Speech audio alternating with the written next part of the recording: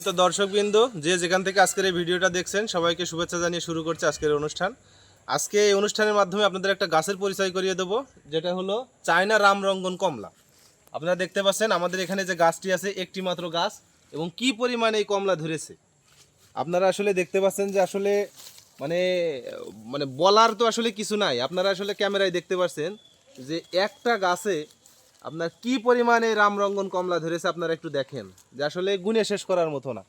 আল্লাহর রহমত যে আল্লাহ এতটুকু গাছে এত পরিমাণ ফল দিয়েছে। আর এটা খাইতেও বেশ সুস্বাদু। এটা যখন পরিপূর্ণভাবে পেকে যায়, প্রত্যেকটা কমলার গা হবে হলুদ। এটা যখন পরিপূর্ণভাবে পেকে যাবে তো পুরো কমলার গা হলুদ হয়ে যাবে, যার কারণে বাজারের চাহিদা সব থেকে বেশি। কারণ বাজারে কিন্তু সবারই আগে আকর্ষণের একটা বিষয় আছে, যে আকর্ষণ যদি দর্শন না হয় তাহলে কিন্তু সেটা শোভা পায় না। তো এই কমলাটা পাকলে হলুদ হয়ে যায়, যার কারণে এটা বাজারে অনেক চাহিদা আছে। আর এর আমাদের কাছে প্রচুর চারা আছে, এর রামরঙ্গনের অরিজিনাল চারা আছে আমাদের কাছে। আপনারা যারা বাণিজ্যিক চাষ করতে চান আমাদের সাথে যোগাযোগ করবেন। আমাদের হলো চারা, এই হলো চারা, দেখতে পাচ্ছেন রামরঙ্গনের অরিজিনাল চারা আমাদের কালেকশনে আছে, এবং প্রচুর পরিমাণে এখানে চারা আছে, যেটা বাণিজ্যিক চাষের ক্ষেত্রে খুবই লাভজনক একটি আবাদ হবে বলে আমরা মনে করতেছি।